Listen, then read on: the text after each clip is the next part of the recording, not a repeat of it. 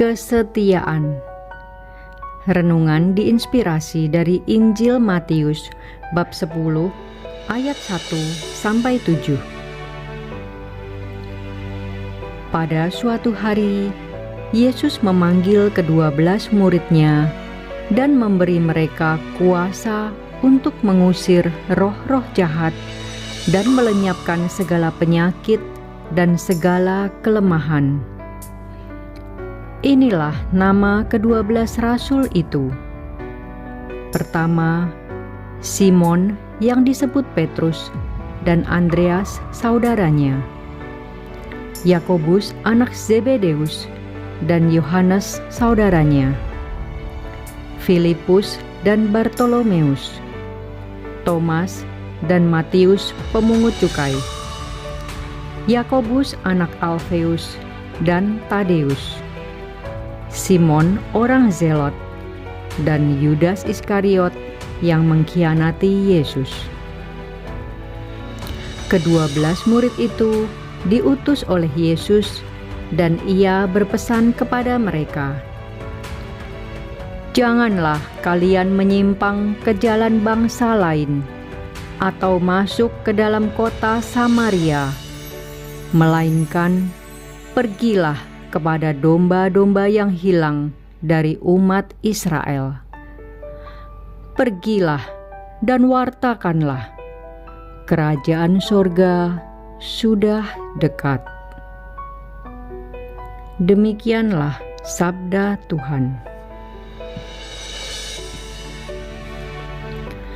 Umat Israel telah hilang kesetiaannya pada Allah. Mereka meninggalkan Allah dan pergi kepada dewa-dewa, seperti apa yang diperingatkan oleh Nabi Hosea. Makin banyak buahnya, makin banyak dibuatnya mezbah-mezbah.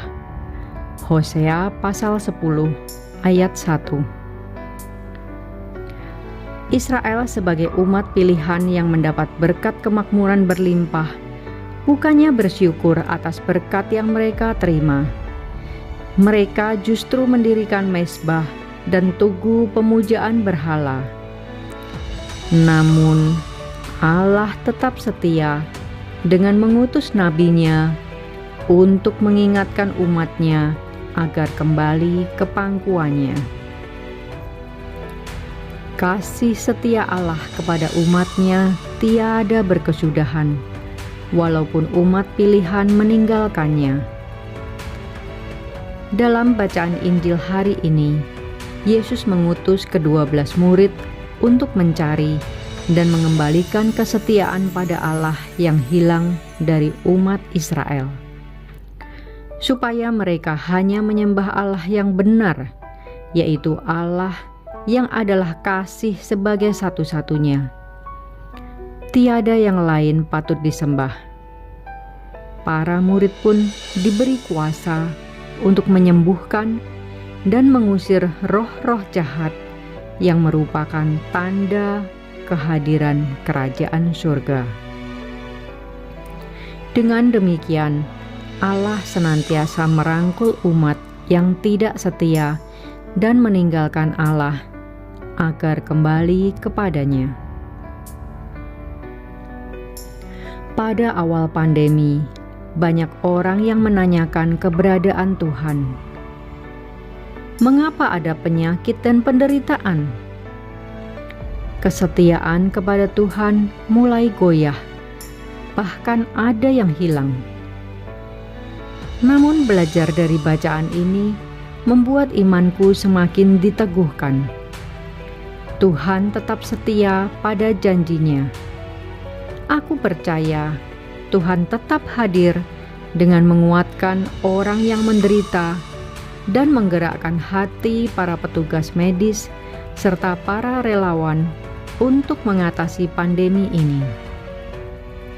Dengan penuh keyakinan, aku bersama istri mengizinkan anakku, seorang dokter yang baru lulus, untuk bergabung di rumah sakit yang menangani COVID-19.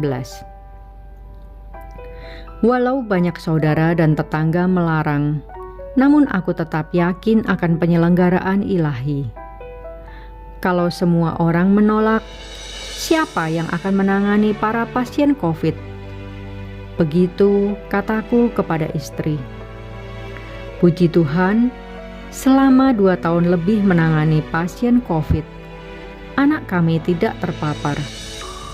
Sungguh, ini suatu mukjizat bagi keluarga kami. Kasih Tuhan itu nyata. Marilah berdoa.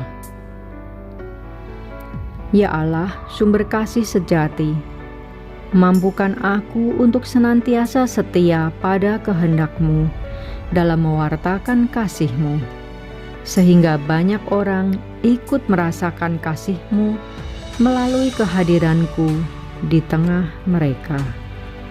Amin.